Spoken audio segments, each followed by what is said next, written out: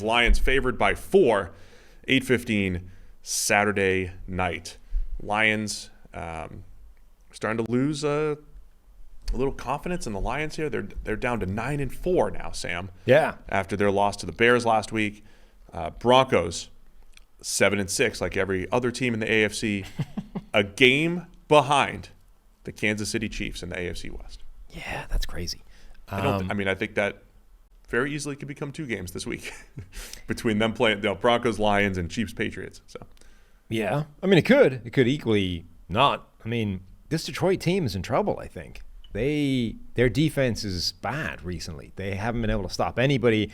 Okay, I think they're unusually susceptible to quarterbacks that can run, and obviously Justin Fields is a nightmare for that.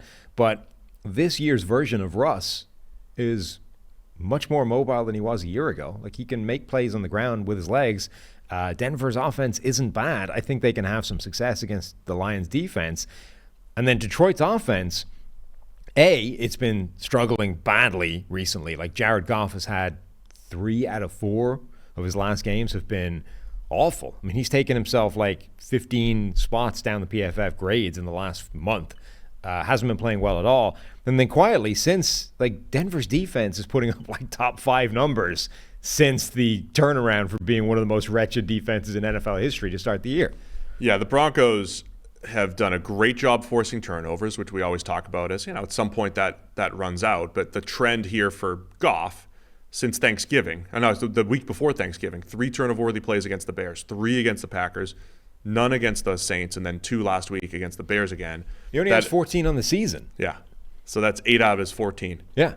That's 57.1% of his turnover-worthy plays in the last 4 weeks for Jared Goff. That's what I bring to the table here. Freakish percentage ability. Immediate percentages. Yeah.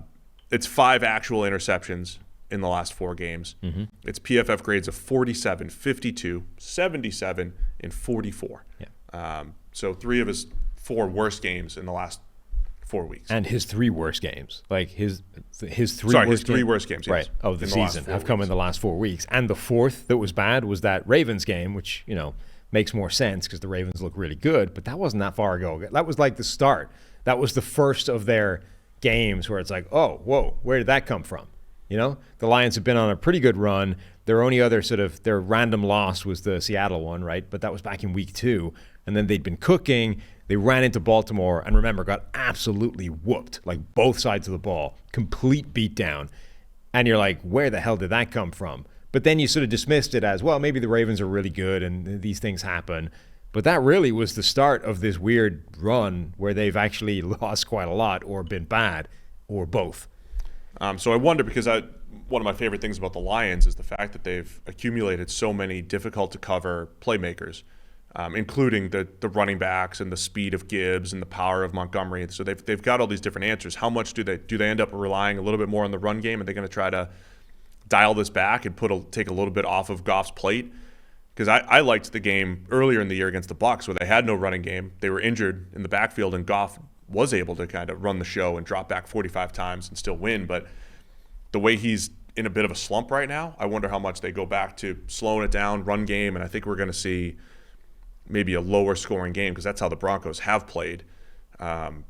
Again, last week, it's not a high volume game from Russell Wilson, but there's been 1 or 2 special throws per week, even more a couple weeks ago in their loss, but 1 or 2 special throws a week from Russell Wilson, trusting the defense. It's very early Seahawks-ish, actually, with the Broncos, the way they've been playing and how good they've been playing on the defensive side of the ball. I think it's going to be a great game, Sam.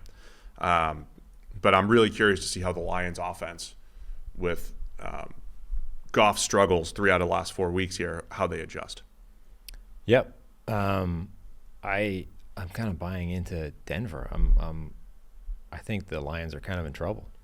As the underdogs here. So I don't know if I mentioned the line before, but Detroit by 4 on Saturday night. Is that your pick? Yep. By the way, one mention, PJ Locke, the guy that's starting because Kareem Jackson is suspended, has looked really good.